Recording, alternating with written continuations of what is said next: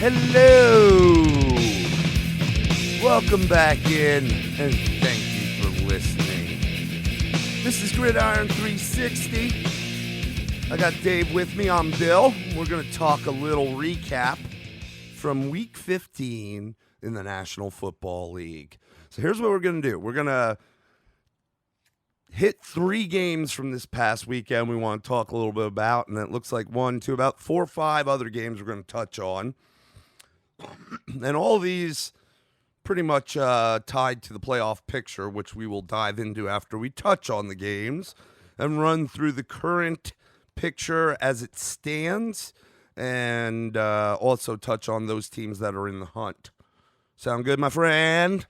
Let's do it. It's a sad day, though. It's a sad day for me just because the Bears are out of it and college football has officially ended the regular season. That's right. So, but to every ending, there is a new beginning. That's right. There's always next year. It's just a long off season. Longest. All right, so the first game we want to touch on from this past weekend was an AFC South tussle. Really, we talked about it last week, I think, as one of our bads. I think it was I'd rather be golfing. Yeah. Because no one wanted to step up in this division when we, it started out Houston, and then it's Indy, and then it's Houston, then it's Indy, and then it's Tennessee. And then this matchup between Houston and Tennessee pretty much to give one of these teams the lead on the division.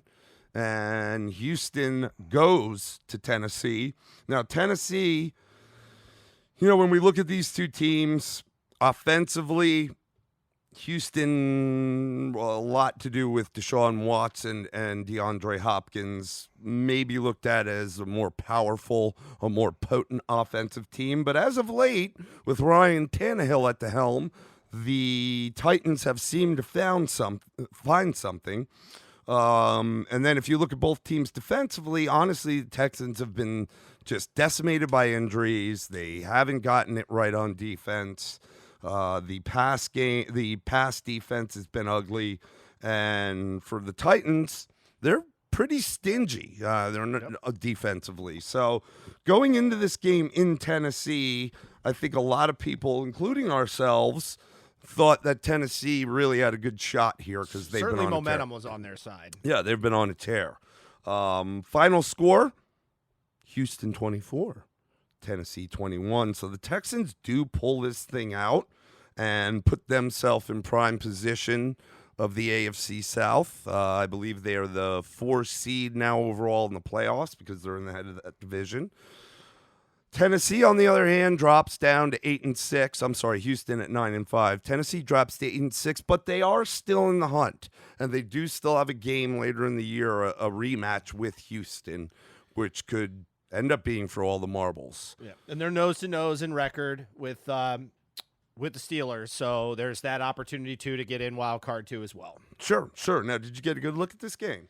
I got a pretty good look. What's interesting to me was, and this was kind of the thing that surprised me, Houston. First, let me start with this. Deshaun Watson didn't. If I was to say they're going to win this game, Deshaun Watson was going to have that Deshaun Watson game. He didn't.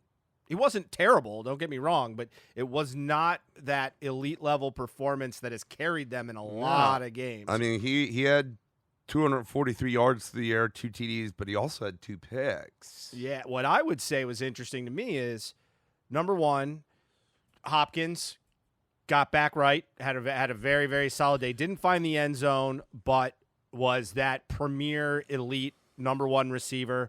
6 catches, 119 yards. Definitely some contested catches that he was able to make in this game. But the other part was Carlos Hyde really getting running.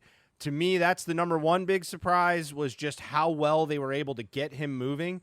But then on the defensive side of the ball, Houston had a 14-0 lead in the first half. Yep. Derrick Henry really struggled to get going in this game early on, and really that first half is what made all the difference for this game. Because if you see, Tennessee won the second half. Yep. It was 21-10. was a score in the second half for Tennessee. So it took Houston getting that early lead and playing that game, which, again, the one thing about Tennessee that I would say is going to be their bugaboo in the playoffs is they're not built offensively for the comeback. No, and if you watch some of the game last night between New Orleans and Indianapolis, and New Orleans got up big, and they said the same thing because they weren't really running hurry up, not a lot of like 2-minute drills, just throwing the ball every time. They were still running the ball a little bit. Yep. And the commentators made a statement. They're not, Reich. It is what it is. They have the personnel they have, and they're not going to get away from their identity, which is running the football. And it's very similar with Tennessee. Which to me it's important. This is an important thing for them to be able to do. So, again, I get your, what you're saying, and with teams staying within their offense, I think that's important. I mean, honestly, Tennessee's going to win in the playoffs, assuming they get there. Keep in mind their type of football. Keep in mind, Henry didn't practice all week because of the shoulder thing, and he was questionable going into the game. Yep. I don't think it necessarily, by the looks of his game in that game, slowed him down. I think it's just the way it is. I do think Henry typically heats up towards the end of the year, but even still, I do think he's the type of running back that it takes him a minute to get into a game and to get the thing rolling. And for that, like you said, it was just kind of became a little too little too late, pretty much. But I agree with you. Carlos Hyde, 26 carries, 140 yards and a TD, 4-yard average per carry. A wonderful game from him. It helped them tremendously, and I believe if Houston's going to have a stab at making a run in the playoffs and winning against some of these other teams, that's the recipe. Hyde's got to be able to run the ball because it changed the dynamic for the defenses, and they're not just able to pin their ears back and go up against the line that's been so-so and get to Watson, which he's been gotten to a lot through that line. If they're able to run the ball effectively like this with Hyde, I think that is a great recipe for potential success moving forward.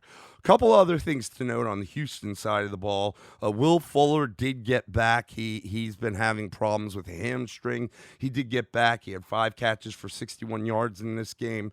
That's another piece that they really need to show up because he's got that speed and that downfield take the top off the defense ability, and that is just absolute tremendous help for a guy like Deshaun, with DeAndre Hopkins usually being double covered. That leaves Will Fuller one-on-one, most likely deep, or they have to give attention to him deep, and that makes it a little easier on Nuke.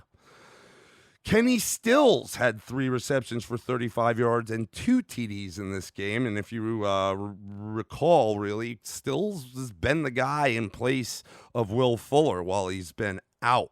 And in that stead, he's done nothing.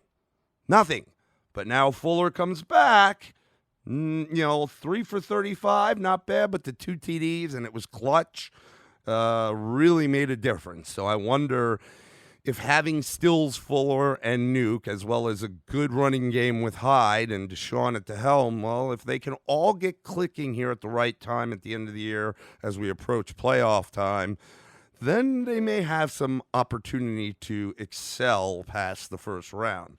But we will have to see on that. Now, on the Tennessee side of the ball, even though they did make a valiant attempt to come back in the second half, there was some. Henry did eventually get going. He ended up having 21 carries for 86 yards, so that's a 4.1 yard per carry average.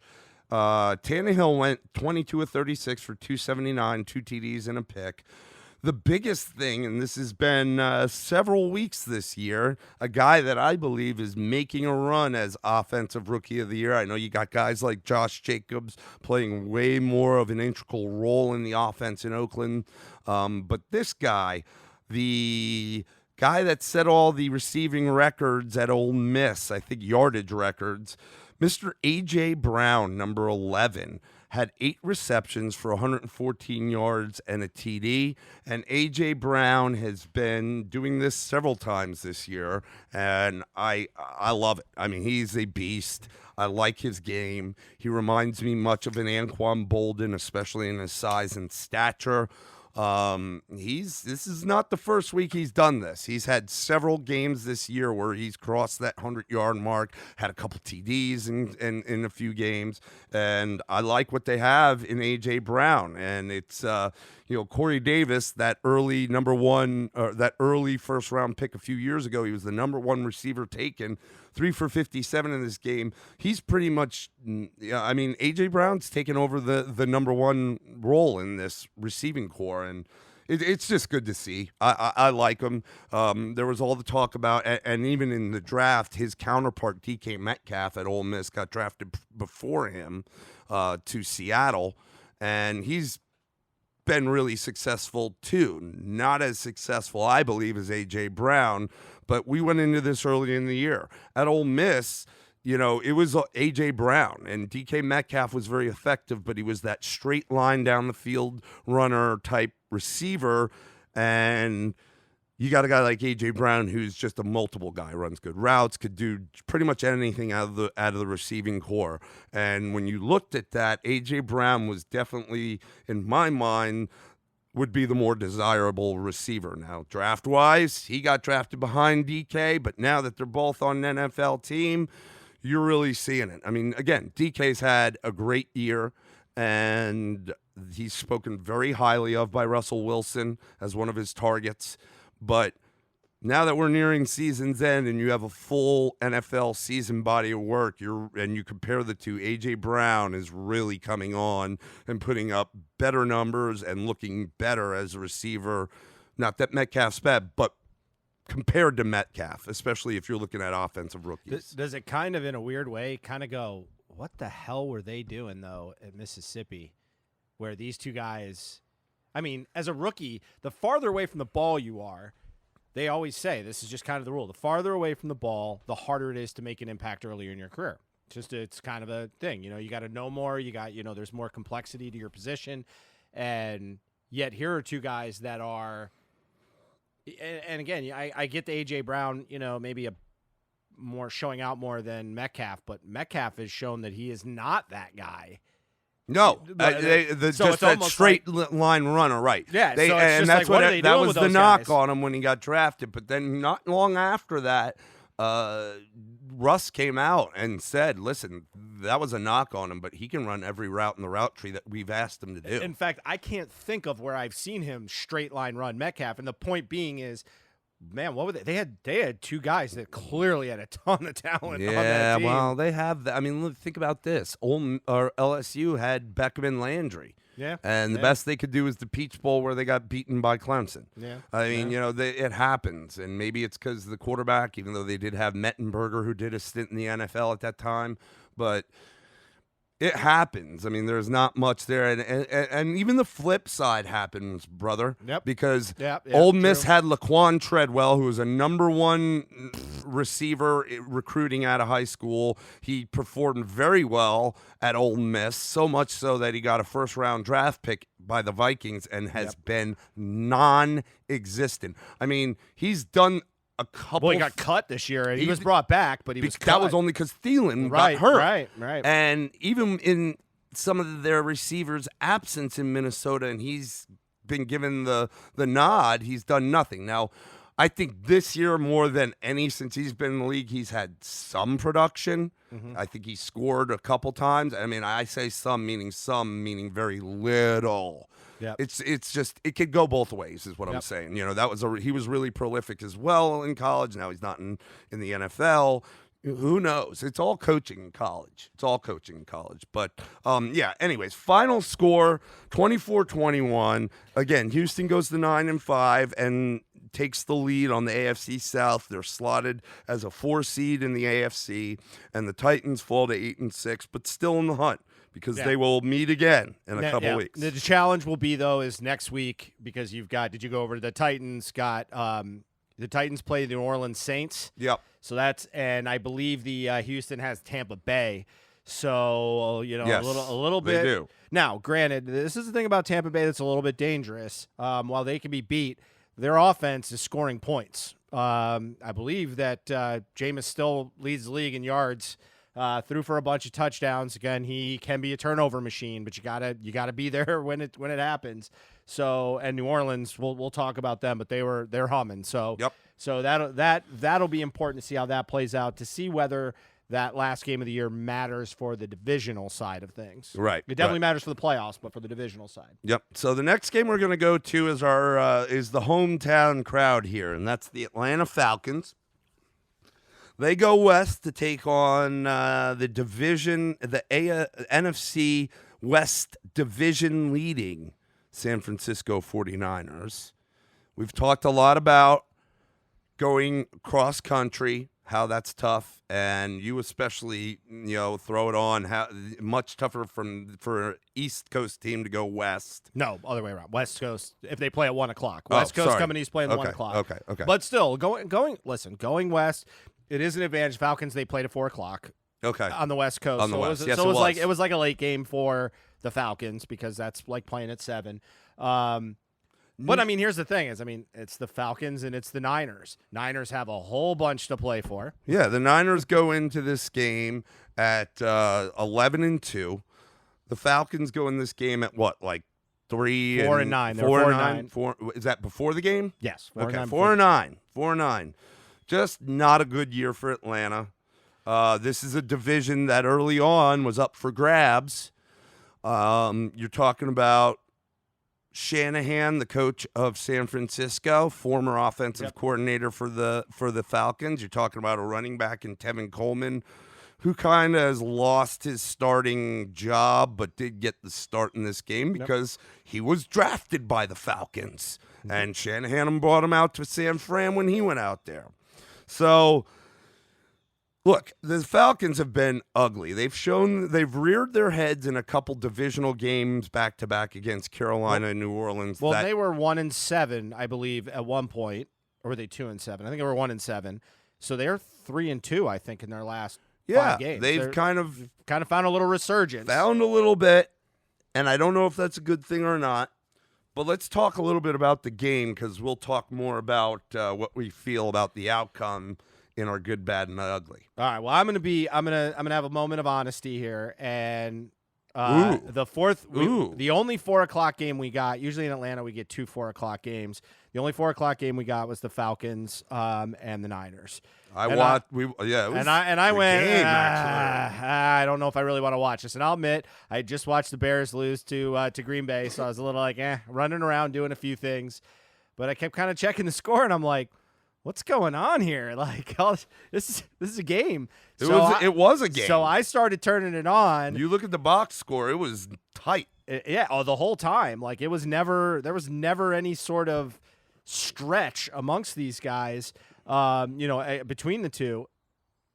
I'm looking at it, and I started looking at just first thing I always kind of glance at after I see the scores. I check the stats to see if I can kind of discern what's going on. And again, the Falcons won this game. And I'm looking at Ryan. I mean, think about it. Ryan finished 25 of 39 for only 210 yards. He did have 2 scores, but Devontae Freeman, 12 of 39. I mean, Julio Jones was the only standout offensively in this game. And keep in mind, Calvin Ridley is done for the year. Yeah. So it was they didn't have him. So I mean, if you were to tell me it was a that cast of characters. Line, Austin Hooper did come back from injury, but for the most part, it was a cast of characters. Yeah, and he didn't blow it up. He was 3 for 20, 3 catches for 20 yards. So I guess the point being, like, it was like, if I was to look at that stat line, I'd go, what the hell is going on here? Like, what is going on? And then, you throw the Niners in there, and they still ran the ball. It wasn't a one-man band quite so much. I mean, Mostert was definitely the lead back, but only had 14 carries for 54 yards. Did have a score. Garoppolo didn't really make it up. That's one thing I've noticed about San Francisco is their running game has carried them a lot this year in a lot of games offensively. But in the games where the running game wasn't there, Garoppolo's had some pretty big games here and there. And then at times when they've blown teams up, he's been solid and the running game's been solid. So this was strange to me to see this, but they ran okay. I think the thing that really stuck out to me was the defense didn't really generate a lot of havoc for San Francisco. Didn't generate a lot of havoc with the Falcons. And Matt Ryan's not a guy to scramble out of the pocket. He sits in there, and he doesn't throw the ball necessarily quickly. But I did see a lot of the ball coming out of his hands fairly quickly in this game. Yeah, which if that's not your game plan coming in, you're nuts because they got too many horses. But I mean, I will say San Francisco, Breida put the ball on the ground twice, so that was not a good look for them. George Kittle still, I mean, didn't get the end zone. He was their whole team. He was. And I think he's great, but you can't have your tight end be your whole team. No, when you have no receivers catch more than 2 balls in this game, and nobody get more than, I mean, Deebo Samuel had 1 catch for 29 yards. That was. And other than that, it's 11 total yards, 9 yards, 6 yards, 6 yards, 30 5 yards beyond that, aside from Kittle. What I think we found out about the Falcons recently is there was a lot more to this defense and it started really with the New Orleans game. I mean, they dominated New Orleans defensively, and it's kind of disappointing because it's not a team that's really dealt with a lot of injuries. I mean, they've had some, but it's just mostly just not getting after things. And all of a sudden, it's just like when that New Orleans game happened, a switch got flipped defensively because I don't think they're really much better offensively. I really don't. I don't either. It was nice to see in the game before this for the Falcons, Freeman kind of get going, but he reverted right back to who he kind of is, which is not a very good power back. He's not elusive anymore. His running style had to change because of all his head injuries, and it's not a good running style. So it just this one just floored me. And the cool part was it came down to the end. Like, it was actually interesting, even though neither team played great offensively. Yeah, well, I mean, the game started out, no one gets any points on the board in the first quarter. Second quarter, both teams put 10 on the board. So they go into half, 10-10. Third quarter, they come out. San Francisco gets a field goal. Fourth, and nothing for Atlanta. Fourth quarter starts. San Francisco puts 9 on the board. Atlanta ended up putting 19. But at the end of the day, it was 22 to, what was it? 22-22? Was it tied? But I think they were down because they won it on that last one, did they not? Yeah. So essentially the Falcons, with no time on the clock, and keep in mind, they've got under 20 seconds on the clock. They're down there on the goal line, knocking on the door. They throw a touchdown. It gets called back due to penalty. Yep, it was Austin Hooper touchdown, I believe. Yes, it was. He caught it. It was called back. 5 seconds left on the clock. I think there was like 2 or 3. There was really one snap. A field goal wasn't going to win the game. I think it was 5 seconds. How is this? I don't know how the score lays out. This score does not seem right to me. I remember from the game. No, I don't. They needed a touchdown to win the game. They needed a touchdown to win the game, so I don't remember. But anyways, so they get that one called back by Hooper. So they basically got one play left. And again, they couldn't kick a field goal. They needed the touchdown. They're still within the 10 yards. And Matt Ryan throws this little crossing route to Julio that, of course, he catches. They don't call it a touchdown. They review it. Claire's running on the field like game's over. They stopped because he wasn't in the end zone. He didn't fall. He actually got tackled short of the end zone, but you could see it. And in the replay, that ball, just about the whole thing, crossed the goal line in his grasp. If you're going to trust anybody in crunch time, it's Julio Jones. My concern is the throw was thrown short of the end zone. And there were guys all over Julio. And if it weren't for the fact that he's so short-handed and such a big-bodied guy, he might have not made it in. I just had a question that close in. Why are you not throwing it to somebody that's actually in the end zone? Well, but if you watch the play, Julio was not the first read. Guys went out and went into the end zone. Julio had to stopped after Ryan had to make a move in the pocket, and Julio had to come back across the field and was heading towards the end zone, and he caught it. But what's interesting, you got all these San Francisco people celebrating. They're pushing everybody off the field. And my thinking was, if he was short, was this going to be one of those instances where they did a replay with 1 second left, a la the Alabama game with the field goal at the end, where all of a sudden the Falcons were going to get to line up and get one last play with 1 second left? but then they showed the replay, and it was right down the sideline, and it was clearly he had broken the plane of the goal line. And so you're watching this thinking, man, San Francisco fans in the seats are about Pissed. to get a rude awakening because it's gonna get changed on them. Yeah, guaranteed. Yeah. So If it wasn't, and I was sitting with our friend Angelo, who's a season ticket holder for the Falcons, there would have been some PO'd individuals because, if they were for some reason not overturn it because the call on the field Right. was that it wasn't a touchdown, but it was inconclusive by all means. I mean, or not inconclusive. It was clear as day by all means that it wasn't, that it crossed the. Oh the yeah, plane it of was. the goal You line. watched it the first time, and you didn't need multiple angles. It was one angle. You were like, that's in. Like that's in. So that actually bounces San Francisco due to Seattle, which we'll touch on winning their game. San Francisco goes to the 5th slot, the number 1 wild card at 11-3, and the Falcons get a nice little win. And I don't know exactly what it means, but it's definitely a nice win for a team that's been really struggling and has been somewhat of a dumpster fire throughout the year, that they're able to beat a team that quite possibly could compete in the Super Bowl. yeah, I mean, we'll get into this A more as we team get that down the line. Baltimore beat Yeah, a couple weeks ago. yeah. Now again, this happens. Teams play flat against, and I go back to the Falcons blasting the Saints. A few weeks ago. I mean, this was in the middle. This is the beginning of the Falcons' pseudo resurgence. And New Orleans is humming right now, but it's just it is going to be interesting. I got to be honest with you. There's a lot of storylines that I think may not bode well for the Falcons long term based off this recent success. But we'll get into that kind of as we break down the end of the season. But the Falcons are no joke right now. They're a team that you probably don't want to be playing if you're playoff bound. They finished up with New Orleans, right? They're done with New Orleans, I think.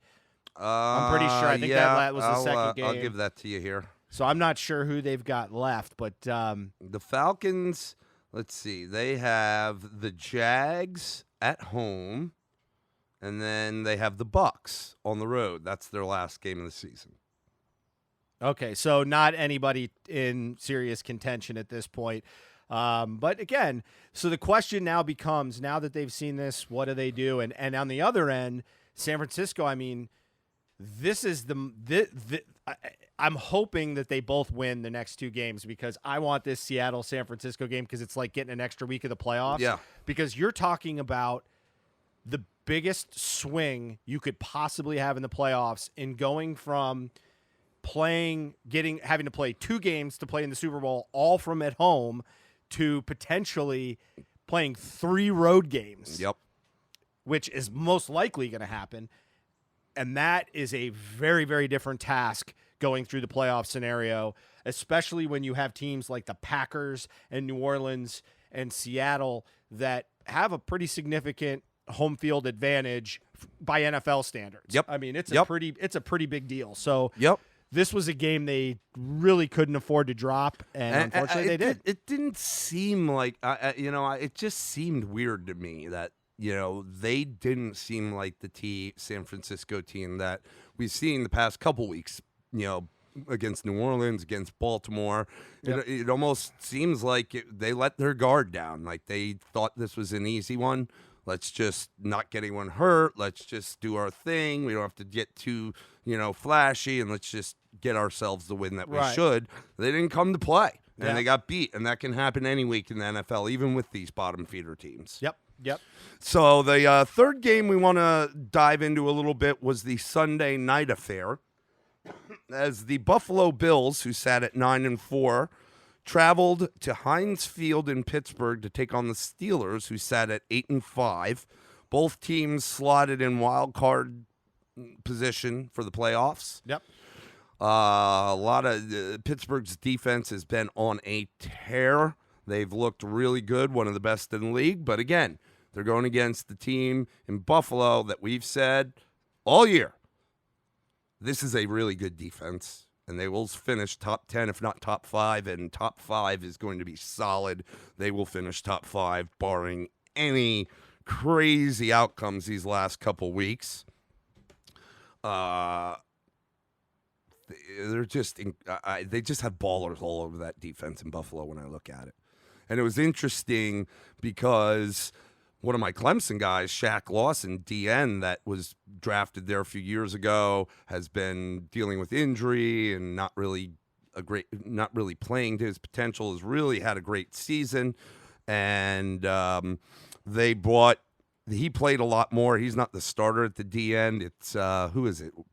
William. I can't remember who their starting D end is, but the D end that they usually have is much more of the pass rusher, and so is Shaq. But Shaq's much faster and is much better in the run game. And they even said it during the game because they were running the ball because the quarterback for Pittsburgh was Duck Hodges. Yep. So and Connor came back and he was looking good, so they ran the ball a lot more. So they shifted to having Shaq in there much more due to his better ability in the run game.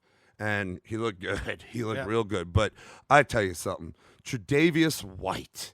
Yeah. This guy is awesome. I mean, you got to put him up there with the top 4 or 5 corners in the league. Easy. He had 2 picks in this game, one of them for a 50-yarder that almost scored and, really could have blown this game wide open had he had, because the defense was able to make a stand and hold them to 3 after that pick. But he is something, man. He is really good. And then the other thing I wanted to mention is the Edmonds family. I mean, they were all over this game. The trifecta. You had 2 of them on the Steelers, Trey and Terrell, I think, is Terrell Edmonds and Trey Edmonds, and then the linebacker from Virginia Tech, Tremaine Edmonds, for Buffalo. And I tell you, the more I look at Tremaine Edmonds, I mean, this guy's huge. He is huge. The real question with him coming out of college was because he was Bears selected Roquan Smith, and there was a lot of talk that Tremaine Edmonds was the best linebacker. Bears needing pass rushers. He's a middle linebacker, which this is kind of what the thinking was with the Bears. This is pre Khalil Mack trade. So, are they going to go with they needed a pass rusher. So the question was, could you convert this guy? And I think that would have been a mistake. Yeah, this guy much better as the quarterback of the defense in the middle. He can play the middle. He's very talented. He's got some size. You'd think he'd play with a little bit more of a mean streak, but he's very effective. So I'm not knocking him, but in a way, not the same type of linebacker, but Urlacher didn't really play with a mean streak, and that was a guy that's a Hall of Famer. So when I watch his game, he's very tactical. He's a smart middle linebacker, as opposed to just coming all the time with that aggression. Yep. He's very tactical in what he does, and when he sees the run, he is filling the hole and making stuff. He can really shed blocks. big and good. He can actually shed blocks pretty well. He's really, really a good young linebacker. And just another piece to an unbelievable defense. Again, we just gaga over Tre'Davious White. This guy's incredible. Yep. I mean, I don't want to say Deion Sanders, but he's got that kind of that prowess that Deion had. The 1 pick for 50 where he jumped the route. I mean, it was just that. They even said it again. The commentary. I mean, it was very Deion-esque. Yep. And he's just got those. Well, look. If you watch the play, he's actually closing on the ball faster than the receiver. Oh, absolutely. That's what it is. That's why I'm saying his closing speed. He keeps his eyes in the backfield. You better be able to, and that's why it was picked, because it was the ball. It was an out route, 10, 15-yard out route, and it was sailed a little bit. It was floated a little bit rather than thrown on a rope, and he was able to just and gone. Yep. I mean, just incredible. But look, this was a good game. It was back and forth a bit. At the halftime, it was 7-3 Buffalo. Pittsburgh comes out in the second half. They score. They go up 10-7. So they're going in the fourth quarter with Pittsburgh on the lead in this piece. Buffalo comes down, ties it up with a field goal in the fourth. Now it's 10-10, and they're able to make a drive down the field and score at the end of the game that pretty much put it away. I mean, it wasn't a high-scoring game. Yeah, but to me, Buffalo is very much like the Titans If anybody went into this thinking they were gonna see a pretty game, I mean, you've got Pittsburgh that's had offensively lots of injuries. Their defense has been playing better. Yeah. Juju's been out and then ineffective in a lot of things. They're obviously on their third string quarterback for the year, so and the injuries in the backfield have they've just been rotating injuries through that backfield. So that's ugly. And then the Bills, I said it probably week 5, like the Bills don't win pretty. No, they just win. They just win, and that's okay, because I guess my point, like the Titans, is they've got to play defense the way they've been playing defense, but then they're not going to change their offense for what's going on in the game. Correct. Because if you're expecting, Josh Allen to go out there and sling it 50 times in a game, I can guarantee you the Bills are going to lose that game, because that's just not who they are. But what he does is he offsets with his legs. He's physical and tough. They're very good in the red zone, just from a team, just because they have that extra ability. And I got to say, it's good to see Singletary, after dealing with some injuries early in the year, and they were helped a lot by Frank Gore running with some youth early on in the year, and that's tailed off. He's averaging probably 2 yards a carry over the last 4 or 5 weeks, but Singletary has been able to start to take the lion's share, continue to see Brown be the guy. I think this is a team that probably needs another big receiver. But let me tell you something, and from a fantasy perspective, because I sat John Brown a couple weeks because I thought the match was bad. He is the go-to guy, man. Hell, I dumped him so you can pick him up. He is the go-to guy. Josh Allen is slinging the ball his direction. He had 7 catches for 99 yards. Didn't see the end zone. Josh Allen went 13 of 25, buck 39, 1 TD, 1 pick. He also had 7 carries for 28 yards and a touchdown. So, I mean, he's doing his thing on the ground. But Singletary, though he did get stuffed on a few, they kept consistent with feeding him the ball, as he got 21 carries and ended up at the end of the day with 87 yards, which is not too shabby. Too shabby. But, look, 17-10 Buffalo. They moved to 10-4. Still the number 1 wild card, as the Pats are 11-3. Also have the head-to-head, but they go to New England this weekend to take on the Patriots. So they can make some noise. And then the last game, I believe we figured out, too, if they win that, they would have the tiebreaker at that point. Well, the Pats won the first game. Right, but I'm thinking Divisional with all the tiebreakers, the way they're rolled out, I think – I may be wrong, but I think the Bills would get the tiebreaker if they win that. Obviously, assuming they finish with the same record. Right. Well, the Bills get to go to New England, take on the Patriots, and in the last game of the year they have, I want to say, the Jets, I believe. Yes, they do. And then the Steelers. No, Steelers have the Jets this week. They have them. Finish with the Jets. Finish with the Jets. Steelers have the Jets this week, and then they finish on the road at Baltimore. Yes, right. So the Steelers at 8-6. I don't know, man. I just don't see, if they make the playoffs, I don't see how they're going to make it very far, because their offense is just, their defense has been great, but their offense is just, I don't. They're definitely see how they're going to do it with AFC, Duck Hodges. Not surprising, but I would tell you the likelihood of a Titans team with the same record, who may very well get left out, because if the Titans lose to New Orleans, that's going to really hurt them, especially playing Houston in the last game. But because the Titans have to win more games than the Steelers, I believe, to get this tiebreaker. I think this tiebreaker sticks for the rest of the year, because they both have the same record. So, but I would venture to tell you that I think the Titans are more built for the playoffs than the Steelers. I would agree. As a team. I would agree. So I think the Steelers would be the one team where I kind of look at and go, I don't see them really being able. I don't see them as a playoff team. I just don't. Yeah. Even if they make it, I just don't see them as a playoff team. Yep. So, Yep. All right, now we're going to run down, 5 games that we just want to touch on really quickly, mostly because of the implications they have on the playoff picture. And we're going to start with the NFC East, both the Philadelphia Eagles and the Dallas Cowboys. First off, the Eagles traveling to D.C. to take on the Washington Redskins. Tell us about it, bro. You start. Tell us about this one. Let's be honest, it's ugly. This was a game until the end. Which with Philadelphia battling for their lives, the Redskins, they got a hobbling. Not a hobbling. They've got an out running back in Geis. Haskins actually had a very good day. McLaurin had an exceptional day. But this is a game that the if the Eagles are truly a playoff team, and I'd ask the same question to Dallas, this is a game you got to go in and you got to handle your business. Yep. And just remember, Washington is who started the season kind of exposing the Eagles for who they ended up really being, which was a very inconsistent team. If you'll remember, in the first week, Washington got out on them big time in the first half and third quarter. It took the Eagles coming back and winning that game. And it's just kind of a microcosm of who they are. Again, the Redskins have nothing to play for. They've got a quarterback that needs a lot of development, and yet they came in there and played. Now, to some level of I look at the stats and, you see like Wentz had one of his better days, 30 of 43 for 266 and 3 scores. And he showed up at the end with some big plays. Miles Sanders had a good day on the ground.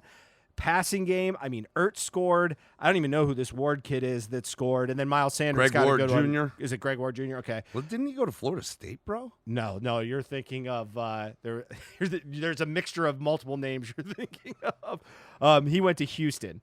And I do actually remember him at Houston, but he has not found his way into the depth chart, but obviously with some of the issues they have, I think right now this just comes down to is I don't want to see any NFC East team in the playoffs. Like that's a worse version of the Steelers to me in the AFC. Yeah. As far as a team ready to be there. They're going to be a team that's going to be able to play at home. I mean, maybe Dallas because they're reasonably healthy, comparatively speaking, to the Eagles. They have more weapons offensively. Could win, but I mean, either one of these teams is getting the Niners. Yep. Or Seattle. Either way, bye-bye. Yep. So it's just I guess my whole point was they needed this game, and yes, they won it at the end, but this is a game they should have gone in there, even though it was in Washington, and rolled this team. To give up 27 points to the Redskins, terrible. I agree. Final score 37-27, which moves Philadelphia to 7-7, and they're currently in the hunt, and that is because of the outcome of the Dallas game. So the Rams travel over to Jerry World to take on the Cowboys, and the Rams have found a little resurgence themselves the past few weeks, despite the foul play that Goff has really exhibited the first half of the year, even more, 3/4 of the year. Mm-hmm. I will say Todd Gurley certainly starting to show more Todd Gurley-esque type performances. Yeah. And before this game, and you'd think that, especially with their coach coming out saying it was his fault for him not being as productive, this game not so much. Yeah. Now let me say, he scored 2 touchdowns. He did. One of them was through the air. Yeah, he had 11. He had 11 carries. That in and of itself was a problem. Of course, that part of that being the fact that Dallas got out early. But again, this goes back to don't change your offense. Don't change and you don't need to with Gurley because Gurley can be effective in the passing game. What's alarming to me is Gurley had 7 targets and only caught 3 balls, and his yardage was just not there. He had a total of 38 yards in the game, all between passing and running. And again, Goff has proven since basically for a full season, since the last quarter of last season through now, that he is not a prolific passer. No. He's just not. And but they continually have this guy throwing 40 to 50 times a game. 51 attempts in this game to Gurley's 11 carries on the ground. I understand they were down early. The first quarter it was only 7-0 Dallas, but then Dallas puts 21 on to the Rams 7, and so halftime it's 28-7. So I get it, you're down, but sometimes it's almost like we talked about with Tennessee and Indianapolis. Don't get completely away. I mean, that's ridiculous. 51 attempts for Jared Goff. He's not that guy. That guy. And truth be told, when you're going to knock the Rams offense, and it wasn't great in this game, their defense was atrocious. And particularly their line play and their linebacking core. You've got a tandem of Tony Pollard and Ezekiel Elliott going 36 for 248 yards and 3 touchdowns. Woo! Zeke was 24 for 117 and 2 TDs. Pollard was 12 for 131 and a TD. Like, I'm sorry, you cannot get gashed like that when you are playing for your playoff lives. And this is a defense that's going to lose pieces next year. They got to pay Jalen, and they got Fowler coming up. They obviously just paid Aaron Donald a boatload of money. This is a team that's not going to get better next year. I just don't see it. I don't see how they're going to get better. No. And to come out there and laying an egg, I give Dallas did what they should have been doing for a long time. They fed the ball They to did. the backs. Thank you for saying that, because Prescott only had 23 attempts through the air, 15 and 23, 212, 2 TDs, no pick. But to your point, they fed the rock to Zeke 24 times and Pollard 12 times. So 36 rushes on the ground. That's their identity on offense. Yeah. And they have a great high-powered passing game too. But I don't think that is nearly as effective as their ground game, and what their ground game being when it's doing well allows them to do passing the Well, ball. just give you an idea. They've been, when they've gone to the air, they've been very wide receiver heavy in their passing game this year as a whole. Their top 3 receivers had 3 catches for 22 yards and no touchdowns. Okay, that's Cooper, Gallup, and Cobb. They had a big play from Tavon Austin, which, holy God, anybody remember that guy got drafted like 20 years ago and it's done nothing? All of a sudden had a big play. Yeah, but that's because he was playing his old team. Yeah. That's what happens. You play Zeke- your old team, all of a sudden you get muscles. Yeah, Zeke, had 3 for 43. Jarwin, who's started to become more involved, their second tight end, and really probably going to emerge as their number 1 tight end, was 2 for 40. And Witten 4 for 36 and a touchdown. Again, he's certainly past his prime, but showing up a little bit. So again, it shows you they need to go through the air as a secondary to this tremendous running game, and they have tried too many times to flip it, and it doesn't work. And I will say their defense only had 2 sacks and got a turnover, but not nothing crazy. But when you get a team playing from behind because they're chasing, and you're running, you're pounding this defense. This is the way Dallas needs to play. And here's the thing is I have zero faith that their coach will continue this, I know. which is why I have no faith in them for any sort of noise in the playoffs. That's right. Well, Dallas gets the win, and by proxy, they're 7-7. Same with Philly, but due to that first game, Dallas beating Philly when they met, they have the division lead, so they sit in the 4 slot. Philly is on the outside looking in the hunt slot. The 2 teams meet this weekend, so we'll see. This one really could be for all the marbles, because the last weekend of the year, Dallas plays the Redskins, did I say? And then you guys Philly have the Giants. plays the Giants. So Yeah, so both games they should win, but would not shock me to see them both lose. No. All right, let's zip through the other 3. We'll start with last night's game, Monday Night Football, as the Colts traveled to New Orleans. Go. Jesus H. Christ, Bethany. Holy cow, New Orleans offense. All right, let me start with this. Michael Thomas. We know what Michael Thomas' stat line is, right? We know how to throw that out there. Double-digit receptions, over 100 yards receiving, guaranteed every week. Minimum. That's a floor. That's a floor. So I'm watching it here and there. I'm kind of going back and forth, and because it's getting ugly early. And so I sent a text to you last night, and I was like, 11 for what, 131 and a touchdown with 9.5 minutes left in the third quarter.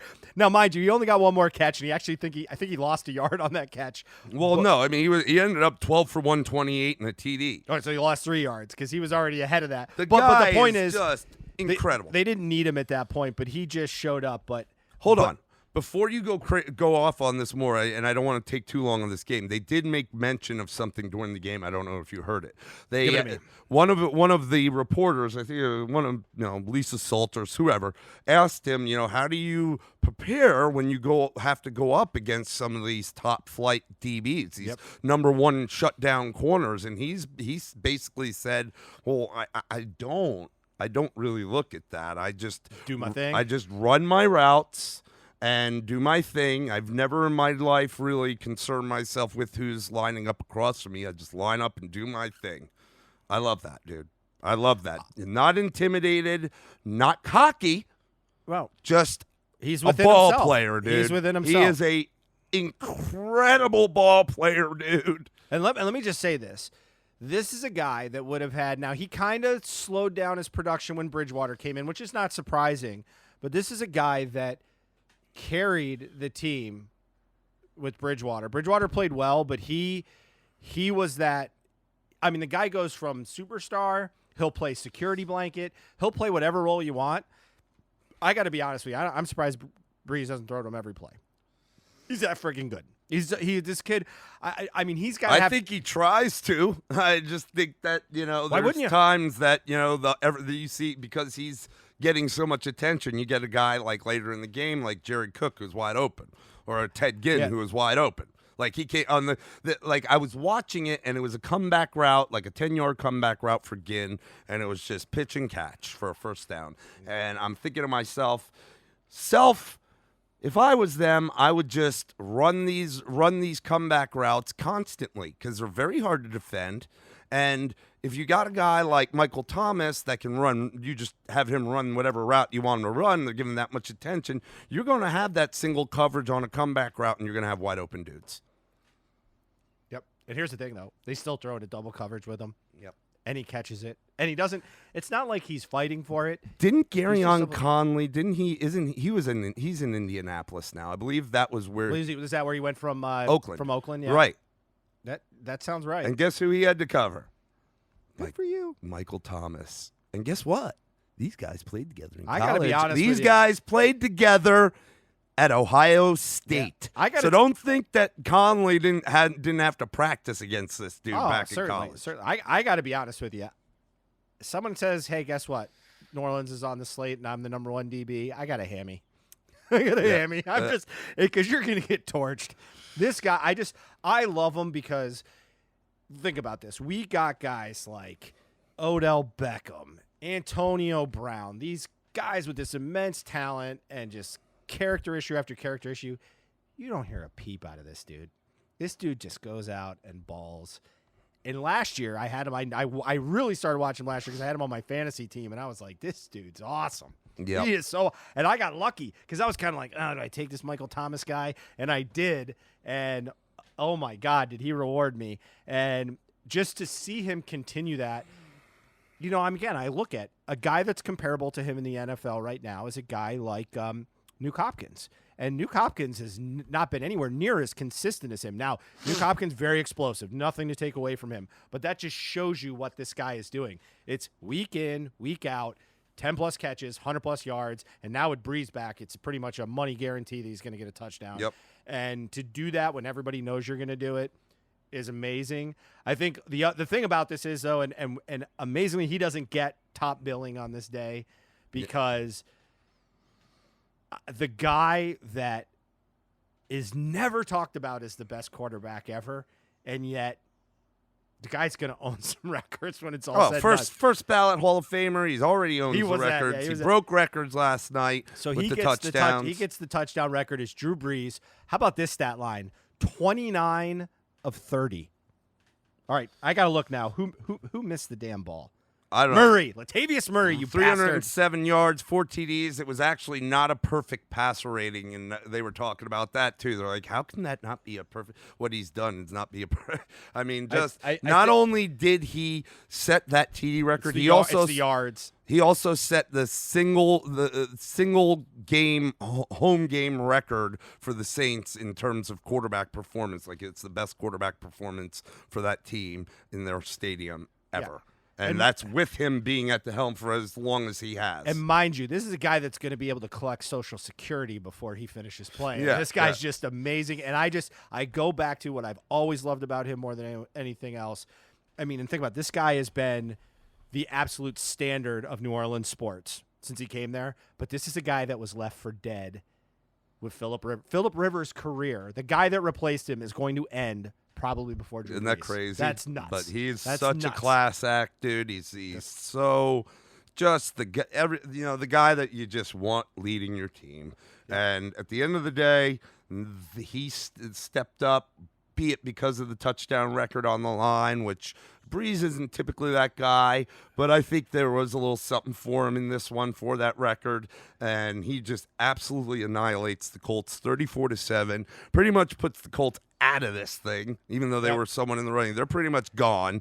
Unfortunately, New Orleans goes to 11-3. They're leading the NFC South, but they are still only in third place. They're in the third slot in the playoff picture because of not just the records, but I believe they lost the Packers early in the year, didn't they?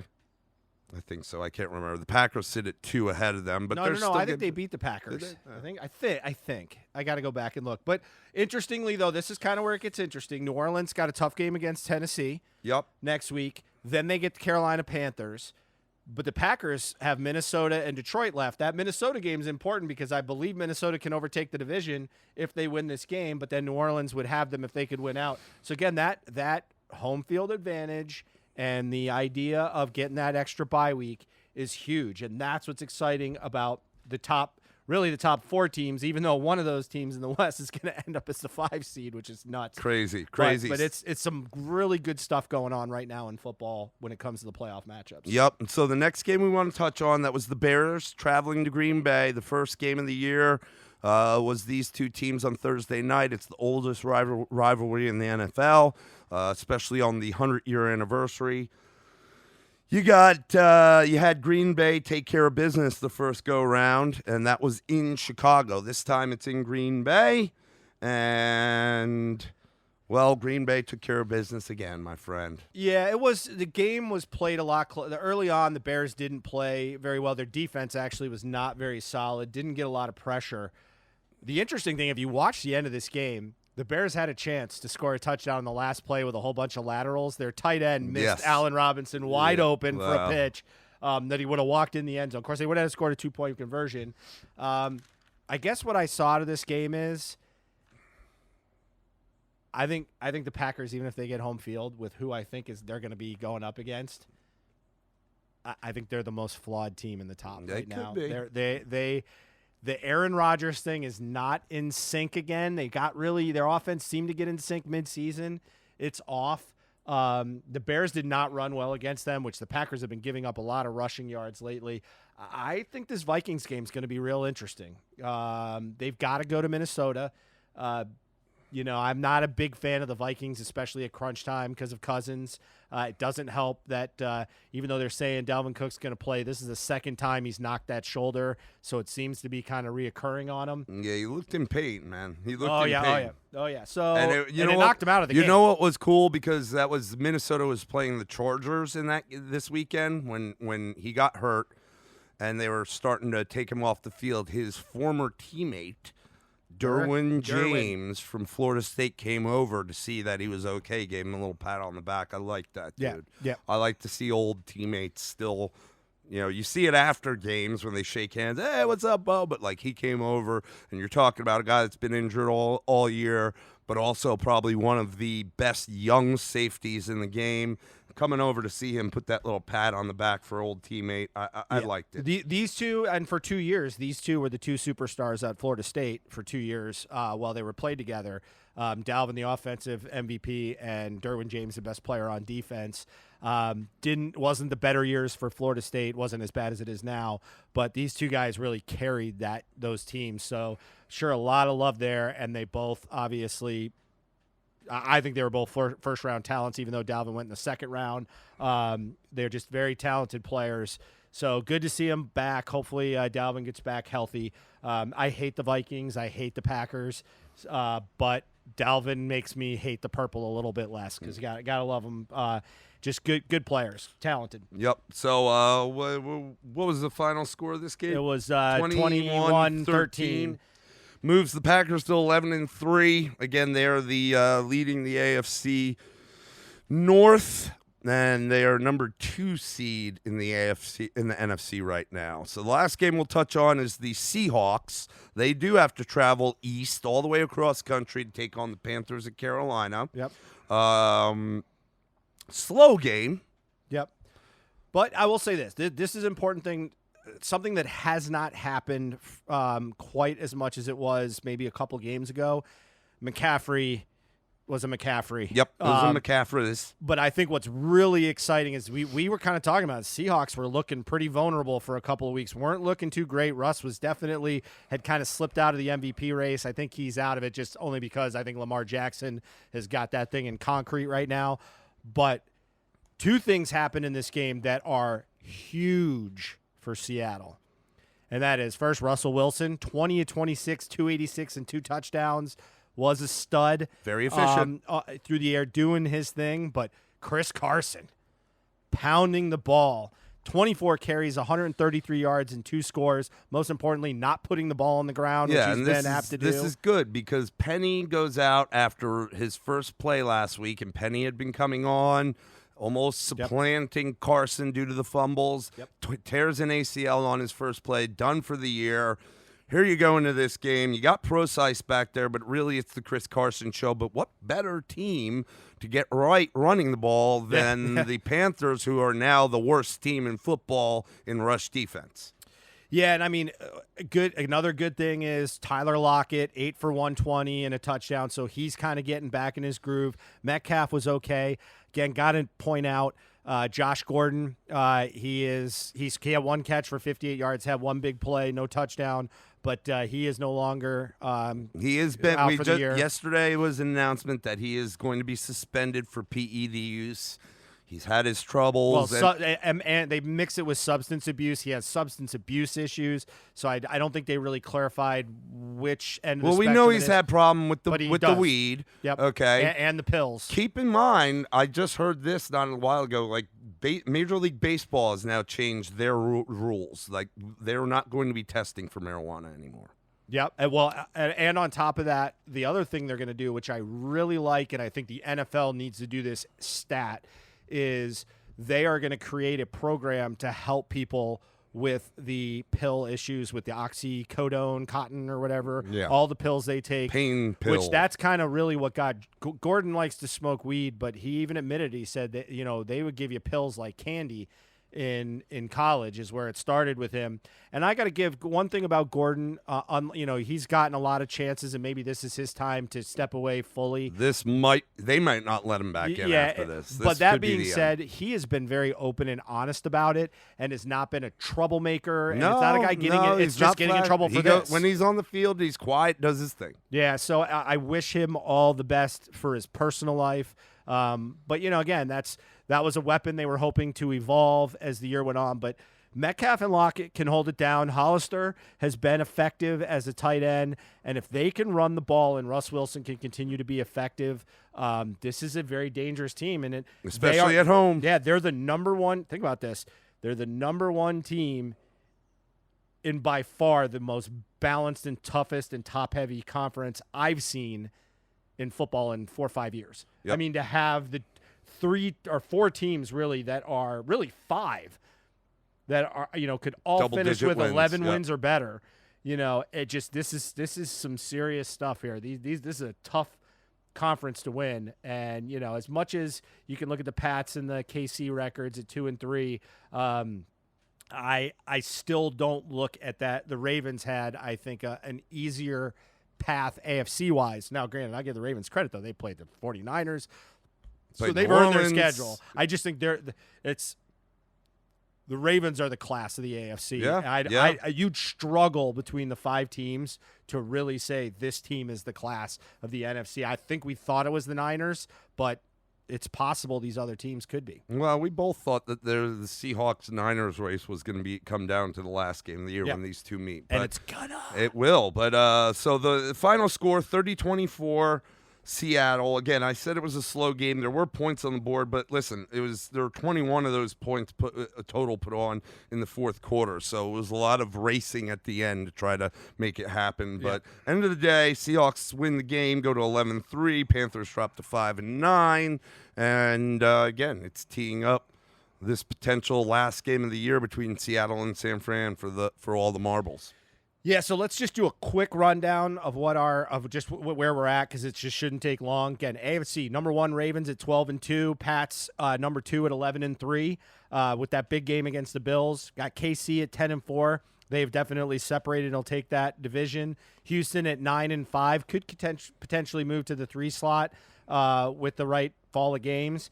Bills are at in the first wild card. Thank you.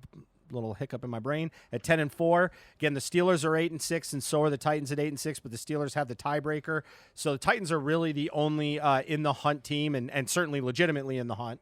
And then why don't you handle the NFC? NFC, you got Seattle sitting in the 1 seed at 11-3. Again, you got the 49ers in the 5 seed, the number 1 wild card slot, also at 11-3. So it's week to week here with this team. The Packers at 11-3 sit in the 2 seed. The Saints at 11-3 sit in the 3 seed. Dallas currently at 7-7 sit in the 4 seed since they lead the NFC East. I mentioned San Francisco in the 5 seed, the wild card number 1 slot at 11-3. The Vikings sit in the number 2 wild card, the 6th seed at 10-4, and Philly in the hunt at 7-7, who will take on Dallas this weekend, and that could decide it all, should decide it all. And then the Rams are on the outside looking in. On life support. They have to beat San Francisco this week to have to even stay in. If they lose, they're out. They're 8-6. It's been a long time probably since we've come down to the last 2 weeks of the season where literally 3 divisions in the NFC are not decided. Well, that way you'll see a lot of teams playing their starters that last playoff week starter. instead of rest them. So that's going to get it for the recap of Week 15 in the NFL. We'll jump back on here and do our good, bad, and ugly for NFL Week 15's recap. We appreciate you listening, and we'll see you as always on the gridiron. Have a fabulous day.